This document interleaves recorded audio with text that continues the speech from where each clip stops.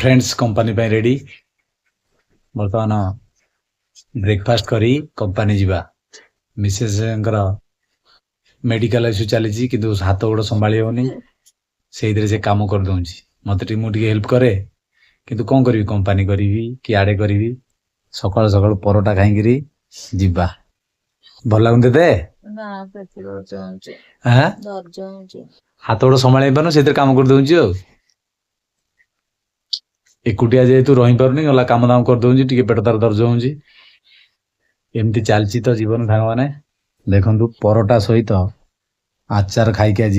breakfast करा पड़ो company parotta आचार किसी आइटम